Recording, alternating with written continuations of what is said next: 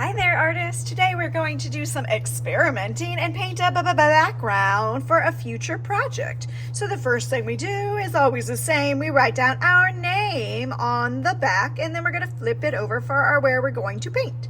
So to paint, at first you're going to be getting a paintbrush and you're going to be getting a couple light colors. It might be these colors, it might be something different. Dip it on either color, wipe it on the lips so it doesn't drip, and then you can just start painting. You're going to paint the whole background. I'm going to go as fast as I can. You will not have water right now. So I have used all of the paint color off of my brush. There's barely anything on it. And I can go to the other lighter color. So you're not going to use water. They're going to mix on your paper. And you're going to fill the whole space. Please don't mix the two paints together because then you only have one color instead of two colors and it's automatically not as exciting. When you are working on the edge, you're going to get a little bit on the table. No problem, we'll just clean it up later.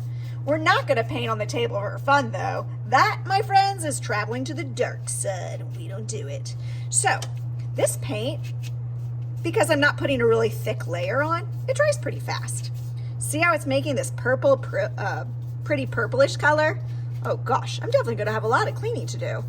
I'm using my fingers to hold the center of it, and I'm going as fast as I can to paint it all. You don't need to paint so fast. I'm just going fast because you're not here to sit here and watch me just make beautiful art. Although I am having so much fun.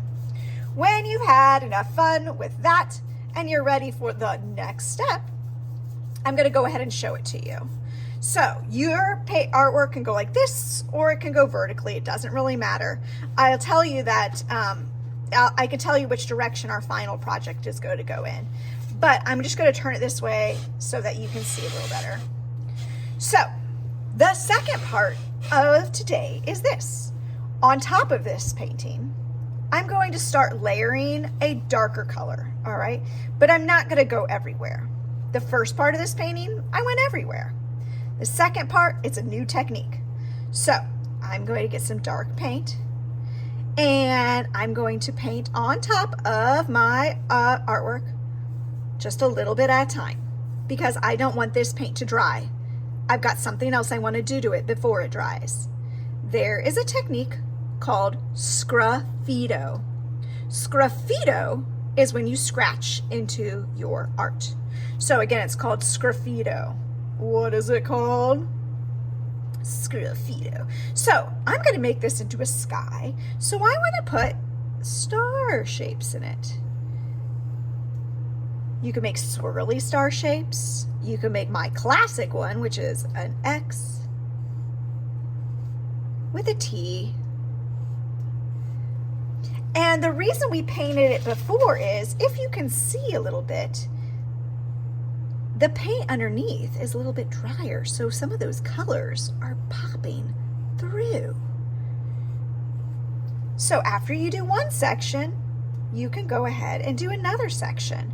Think about what kind of shapes you might want to add into a sky. It doesn't just have to be stars, or you can even think of it as snow. You can think of other shapes. Ooh, I see some of my pink shining through. You could fill it with those. Again, just dots. So this again is called Sgraffito, and we are going to fill our entire paper doing one section at a time and then scratching it in. Let's see, I'm going to turn my paper back the way I know that I want this project to go so that I can make wind designs. It only works though when your paper is wet, so you have to do it while your paper is wet. So I'm not finished because I have not gone all the way. I like to trace like a rectangle shape and fill it in before I do my Sgraffito, which means scratching in. And when I am done, I'll put it where I need to put it, and then I can clean up my area before I do any type of free draw. All right, everybody, happy Sgraffitoing today.